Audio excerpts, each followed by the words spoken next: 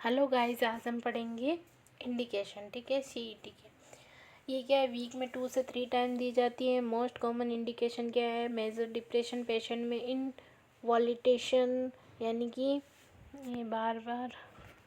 ठीक है, कभी कभी क्या है, डिप्रेशन में एक विशेष रूप से बार बार से रोना, इनहिड्रन और फेयरफुलनेस से कॉम्प्लिकेशन डिप्रेशन हेतु किया जाता है। ठीक है ना। 80 से 90% पेशेंट उपयुक्त दोनों स्थिति में ट्रीटमेंट से रिस्पॉन्स करते हैं। मतलब ईसीटी से क्या है, लोग रिस्पॉन्स करते हैं, पेशेंट ठीक होते हैं 80 से 90%, ये देखा गया है। डिप्रेशन का पेशेंट हुआ, मेनिया का पेशेंट, डिप्रेशन के पेशेंट को तो मोस्टली यही दिया जाता है। ठीक है। अदर इंडिकेशंस क्या है? मेनिया और सिजोफ्रेनिया, पैरानॉइड, मेनिया वाले पेशेंट को, सिजोफ्रेनिया पेशेंट को, पैरानॉइड वाले को भी दिया जाता है, पर्सनल डिसऑर्डर को, ऑब्सेसिव कंपल्सिव डिसऑर्डर ओसीडी में दिया जाता है। अब इसके कंट्रा इंडिकेशन क्या है, जो मैंने आपको पहले ही बता दिए थे कि भाई अब सॉल्वेंट कंट्रा इंडिकेशन क्या क्या है? Increase ICP intracranial pressure increase हो जाता है, तब पेशेंट को नहीं देना चाहिए। अदर कंट्रा इंडिकेशन क्या क्या है? Cerebellum aneurysm, severe osteoporosis, cerebellum haemorrhage हो रखा हो, history of cardiovascular disease like MI और सीएसएफ और हाइपरटेंशन होना, complication of high risk pregnancy and any maternal impaired into body like presmac, slipping of the aneurysm etc. Side effect. अब हम side effect देखेंगे, ECT के side effect क्या क्या होते हैं। ठीक है, टेम्परली या रिविजिबल मेमोरी लॉस या कन्फ्यूज़न एक सबसे आम दुष्प्रभाव है, मोस्ट कॉमन साइड इफ़ेक्ट होता है। साइड इफ़ेक्ट क्या होता है? टेम्परली या रिविजिबल मेमोरी, मतलब वो उसकी मेमोरी थोड़ी बहुत लॉस हो जाती है, उसको कन्फ्यूज़न वगैरह होता है, ये उसका साइड इफ़ेक्ट है। यूनिलेटरल ईसीटी में मेमोरी डिस्टर्बेंस कम होती है। यूनिलेटरल यानी कि दोनों टाइप लगाते हैं ना, तब पेशेंट की मेमोरी कम लॉस होती है। अगर हम एक साइड में लगाएंगे तो मेमोरी ज़्यादा लॉस होगी। ठीक है, डिस्टर्बेंस ज़्यादा होगी। पाल्पिटेशन करते हैं, वीकनेस होती है, हेडेक होता है, ड्राइनेस ऑफ माउथ होता है। पाल्पिटेशन होता है पेशेंट को, वीकनेस होगी, हेडेक होगा, ड्राइनेस ऑफ द माउथ होगी, कॉम्प्लिकेशंस। साइड इफ़ेक्ट हो गए, कंट्राइंडिकेशंस हो गए। अब हम पढ़ेंगे कॉम्प्लिकेशन।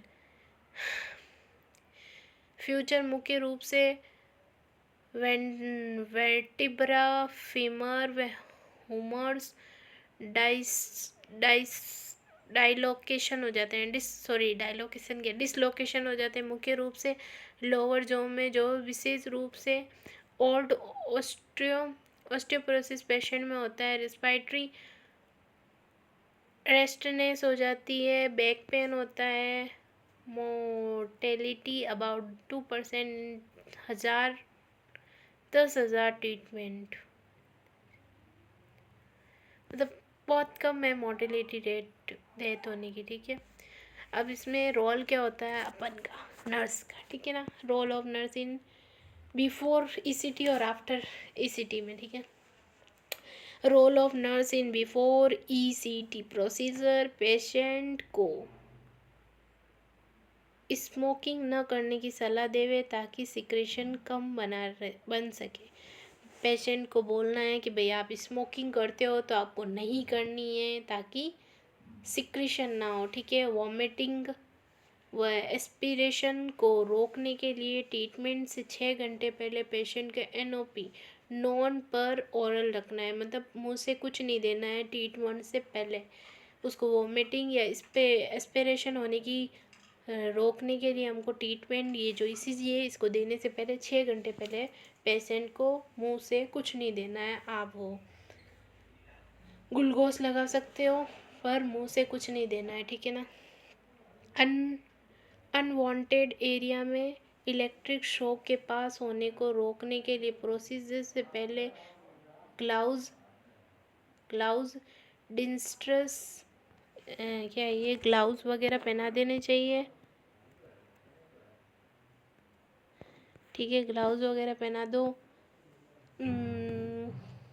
ग्लाउज पहना दो। अगर उसके बॉडी पे कोई ज्वेलरी वगैरह है, हेयर पिन है, तो उनको रिमूव कर दो। और फिर निर्देशानुसार ड्रग्स तथा O2 देवे। पेशेंट की एंजाइटी को कम करने के लिए इमोशनल सपोर्ट दे। साइनोसिस का नियंत्रण करने के लिए लिपस्टिक और नेल पॉलिश को रिमूव करें। मतलब साइनोसिस, हमें लगेगा कहीं पेशेंट साइनोसिस में नहीं चला गया, तो पेशेंट कोई लेडी है, लिपस्टिक लगी है तो वो रिमूव करो, नेल पॉलिश किए हुए तो उनको रिमूव करो। ठीक है ना। सांस की सुविधा के लिए लाइट क्लॉथ को ढीला करें। सांस मतलब रेस्पिरेशन करने के लिए पेशेंट को है ना टाइट क्लॉथ को ढीला करें। अगर कोई क्लॉथ है बहुत टाइट है तो उनको कंफर्टेबल कपड़े, ढीले कपड़े पहनाने चाहिए। ठीक है। फिर है pre ECT procedure. Take within consent for ECT।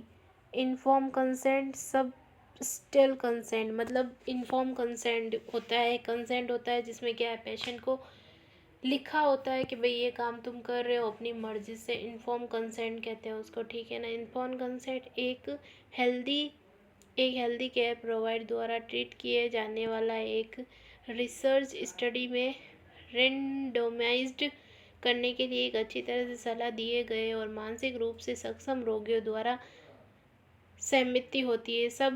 सब स्टेन कंसेंट कानूनी अभिभाव लीगल ग्रेटूनन द्वारा दी गई सहमति। यदि रोगी अपनी सहमति कंसेंट देने में असक्षम हो तो उसको कानूनी तौर पे हम लगा सकते हैं। ठीक है। पेशेंट को ना बताया कि ECT दी गई है। अच्छा, पेशेंट को ना बताया कि ECT दी गई है। अगर पेशेंट को बताया नहीं बताना। ठीक है। बालों को धोकर उसमें तेल बालों को धोकर उस इनमें तेल निकाल ले। अच्छा, बालों में तेल नहीं होना चाहिए क्योंकि तेल इलेक्ट्रिक का बेड कंडक्टर होता है। ठीक है ना। ECT देने से 30 मिनट पहले ओरोफेरिंक्स सिक्रेशन को कम करने के लिए ब्रेडिकार्डिया के प्रभाव को कंट्रेंड करने के लिए इंजेक्शन एट्रोपिन सल्फेट और ग्लाइकोपेरोइड को देवे।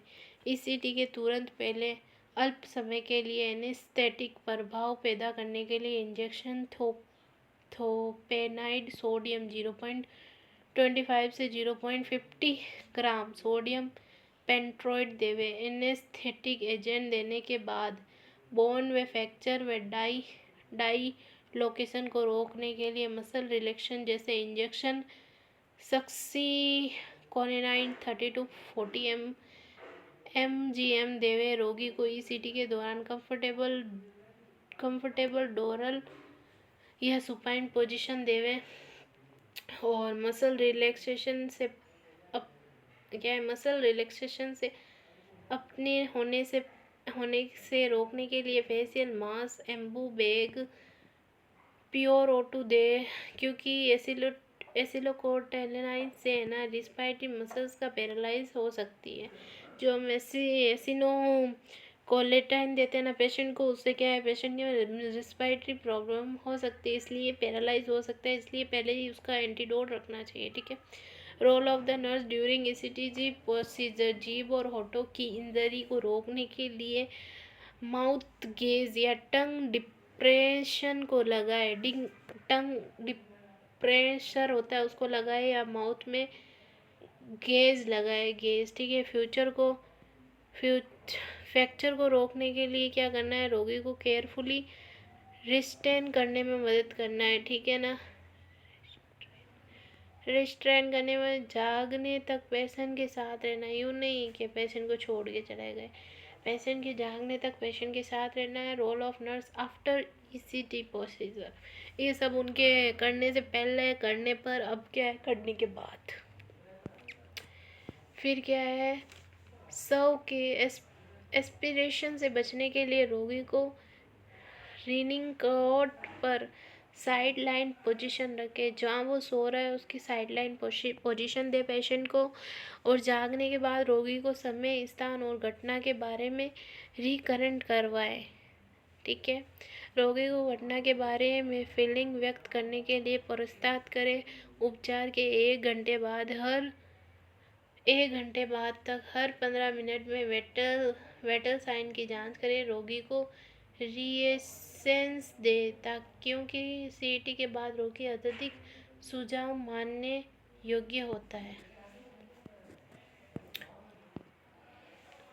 अब हम क्या पढ़ेंगे? देखो, अब हम पढ़ेंगे साइकोफार्मिकोलॉजी। साइकोफार्मिकोलॉजी क्या होती है? साइकेट्रिक डिसऑर्डर में काम आने वाली ड्रग्स की स्टडी को साइकोफार्मिकोलॉजी कहते हैं। ठीक है। ड्रग्स जिसका मुख्य रूप से प्रभाव साइकेट्रिक फंक्शन, बिहेवियर, एक्सप्रेशन या मेंटल सिम्टम पर होता है, अथवा जिसका यूज़ मेंटली इलनेस में किया जाता है, जिन्हें साइकोट्रिक या साइकोएक्टिव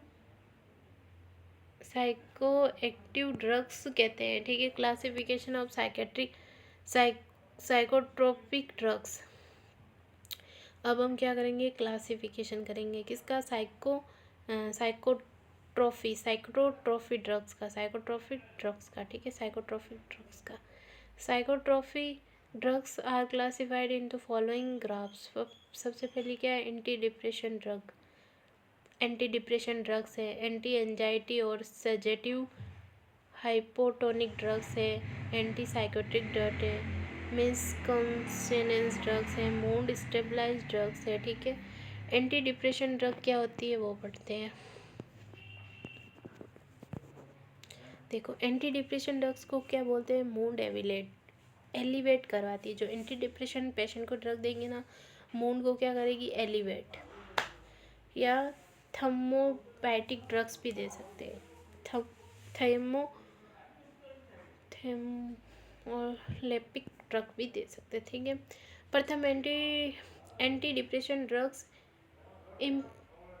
इम्पेयरमेंट की खोज किसने की थी? 1958 में थॉमस कॉन के द्वारा की गई थी। ठीक है। इंडिकेशन क्या है? All kind of the depression, enuresis and grief.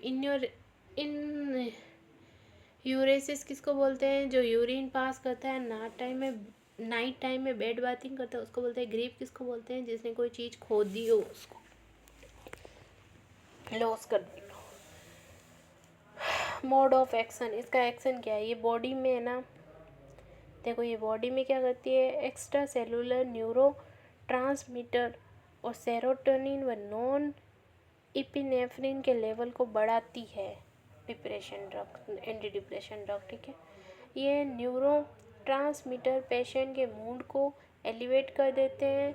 Reuptake inhibitor drugs neuro transmitter के रिप्टेक पेरिसाइटिक न्यूरोसिस में न्यूरोट्रांसमीटर के इनिट्रेशन होने की प्रोसेस को रिपेटेक करती है, को ब्लॉक करके लंबी अवधि तक साइनफेंस एक्सट्रासेलुलर न्यूरो ट्रांसमीटर के स्तर को बढ़ा हुआ रखती है। ठीक है ना। अब क्लासिफिकेशन पढ़ेंगे हम एंटी डिप्रेशन ड्रग के। कितने क्लासिफिकेशन है? 4। ठीक है ना। ट्राईसाइक्लिन एंटी डिप्रेशन ड्रग TCA और mono amino reuptake inhibitor MARIS। ठीक है। चूँकि इसकी संरचना में 3 रिंग पाई जाती हैं, अंत इसे TCA कहते हैं। यदि न्यूरेपिनेफ्रिन के रेप्टेक को रोकती है। एग्जाम्पल आर इम्पेयरमेंट कोलो। ये सब एग्जाम्पल आपको याद करने पड़ेंगे। ठीक है। सीवियर सेरोटोनिन रीअपडेट,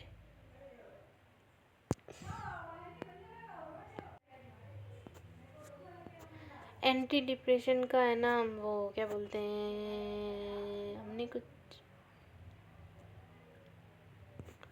कहाँ गई अपनी एंटी डिप्रेशन, हाँ एंटी डिप्रेशन हम बाद में पढ़ेंगे, ठीक है, थैंक यू।